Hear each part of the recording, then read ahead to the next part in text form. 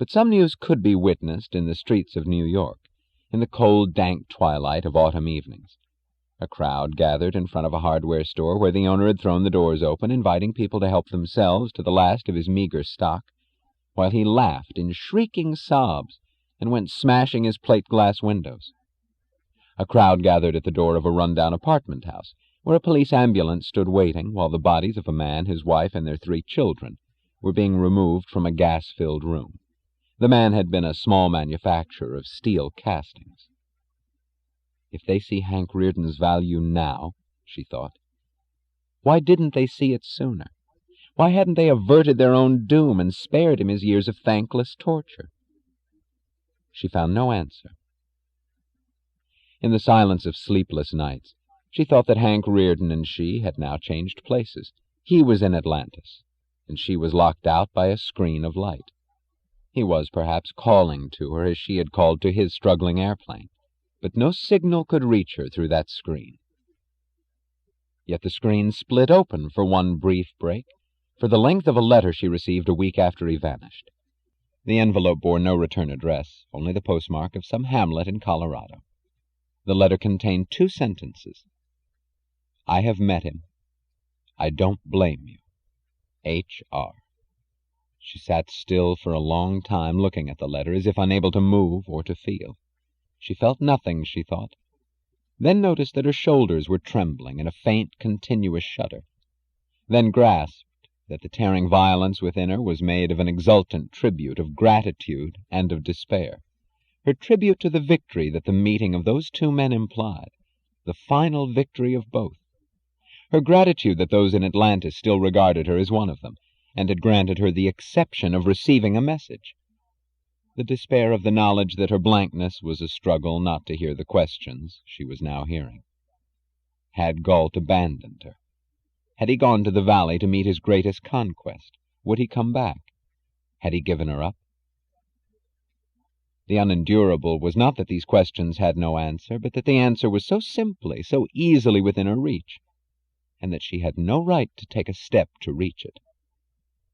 She had made no attempt to see him. Every morning for a month on entering her office, she had been conscious, not of the room around her, but of the tunnels below, under the floors of the building. And she had worked, feeling as if some marginal part of her brain was computing figures, reading reports, making decisions in a rush of lifeless activity, while her living mind was inactive and still, frozen in contemplation, forbidden to move beyond the sentence, "He's down there." The only inquiry she had permitted herself had been a glance at the payroll list of the terminal workers. She had seen the name, Galt John. The list had carried it openly for over 12 years. She had seen an address next to the name, and for a month had struggled to forget it. It had seemed hard to live through that month. Yet now as she looked at the letter, the thought that Galt had gone was still harder to bear. Even the struggle of resisting his proximity had been a link to him, a price to pay, a victory achieved in his name. Now there was nothing except a question that was not to be asked. His presence in the tunnels had been her motor through those days, just as his presence in the city had been her motor through the months of that summer, just as his presence somewhere in the world had been her motor through the years before she ever heard his name. Now she felt as if her motor, too, had stopped. She went on, with the bright, pure glitter of a $5 gold piece which she kept in her pocket, as her last drop of fuel. She went on, protected from the world around her by a last armor, indifference. The newspapers did not mention the outbreaks of violence that had begun to burst across the country, but she watched them through the reports of train conductors about bullet-riddled cars, dismantled tracks, attacked trains, besieged stations, in Nebraska, in Oregon, in Texas, in Montana, the futile, doomed outbreaks prompted by nothing but despair, ending in nothing but destruction. Some were the explosions of local gangs, some spread wider. There were districts that rose in blind rebellion, arrested the local officials, expelled the agents of Washington, killed the tax collectors, then, announcing their secession from the country, went on to the final extreme of the very evil that had destroyed them, as if fighting murder with suicide, went on to seize all property within their reach, to declare community bondage of all to all, and to perish within a week, their meager loot consumed in the bloody hatred of all for all, in the chaos of no rule save that of the gun. To perish under the lethargic thrust of a few worn soldiers sent out from Washington to bring order to the ruins.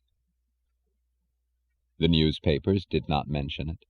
The editorials went on speaking of self-denial as the road to future progress, of self-sacrifice as the moral imperative, of greed as the enemy, of love as the solution. Their threadbare phrases as sickeningly sweet as the odor of ether in a hospital. Rumors went spreading through the country in whispers of cynical terror, yet people read the newspapers and acted as if they believed what they read, each competing with the others on who would keep most blindly silent, each pretending that he did not know what he knew, each striving to believe that the unnamed was the unreal.